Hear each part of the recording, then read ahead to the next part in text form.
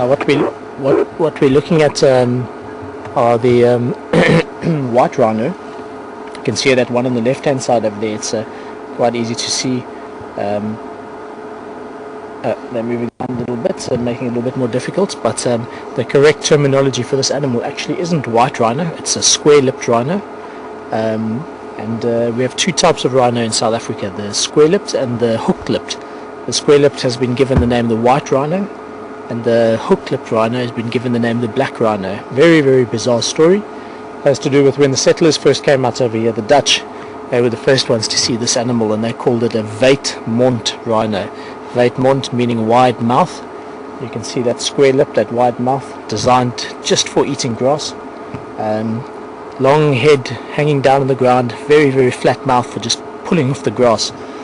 And then when the British came 100 odd years later, they heard the Dutch calling them Weitmond, and they thought the Weit meant white. It sounded like white, so they called it a white rhino. And to differentiate between the two different species, they simply just called the other one the black rhino. Black rhino obviously stands with its head a lot more upright. It's got a hooked lip, a prehensile lip which can actually pull off leaves and branches, and that feeds specifically on leaves and branches. It's a browsing animal, while the white rhino is a grazing animal, feeds entirely on grass.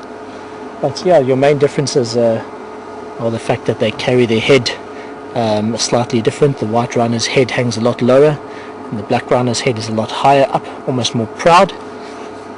And the shape of the mouth, of course, is the big giveaway.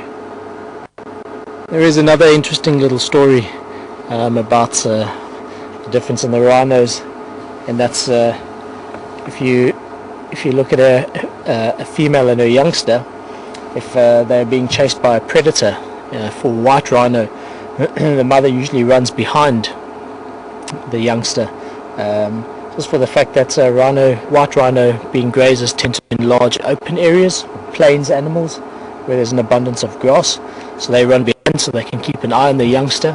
While a black rhino and a youngster, if they're being chased, the mother will actually run in front, because they live in dense vegetation where there's a lot of leaves, a lot of trees, because that's their food choice. So the mother needs to run in front so she can actually clear off a nice path for the youngster to follow her. So black rhino, baby in baby behind, white rhino, baby in front. And it's quite an easy one to remember. Just think about the way that women around the world carry their babies.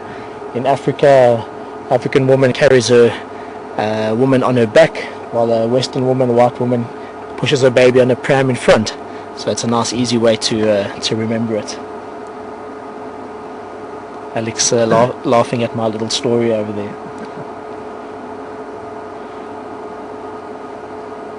Very nice. I once had the pleasure to meet a man by the name of Victor Nduli, a very famous Sangoma and witch doctor in South Africa, a Zulu man. He told me the difference between the black and the white rhino from his cultural belief. And he said a long time ago there were two rhino with their youngsters, two sisters. Their names were Angaz and Sitele, and they both had youngsters, and they were walking through the plains and eating and talking to each other and having just a generally peaceful day, when a very large male lion, a very, very famous male lion, his name is Intwadumela, which means he who greets with fire, and he came running out. Now the mothers didn't see their babies, it actually wandered quite far away from them, so they couldn't protect them, and Intwadumela, the great king of the beasts, he came running out and he grabbed the two babies and said, two fat baby rhinos for breakfast, what a beautiful day. And Angaz and Sitele ran up to him to beg him, Intwadumela, please don't eat our babies, we'll do anything we can to protect them. And Intwadumela said, well, I'm feeling very fair today and very kind, so I'm going to ask you each one question, and if you get the question right you can go free with your baby. If you get the question wrong, it'll be my breakfast today. So he says to Sitele, Sitele, what is red in front and black behind and eats everything everywhere it goes?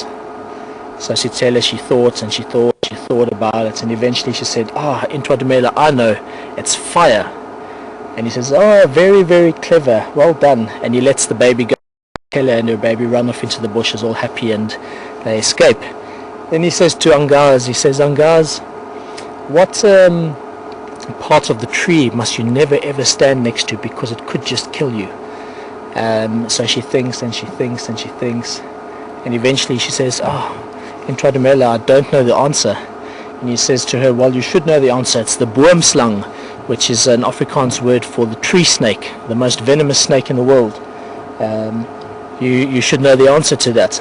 And so he grabs a little baby and he gobbles it up in front of her, and she runs into the bush all traumatized and sad because she lost her baby. And they believe now to this day that's why there is a difference between the black and the white rhino, because the white rhino, Angaz, the descendants of Angaz, got the question wrong. They walk around with their baby in front so they can keep an eye on their baby, because they're worried that the lion is going to come and steal it again. And she hangs her head very low to the ground because she doesn't have the respect of the great lions. So she carries her head down in disgrace, while the black rhino walks with the baby behind it because she's not worried about the lion stealing it. And she walks with her head up in the air and very proud because she had the question right and she has the respect of the great lions. And that is the difference between the black and the white rhino.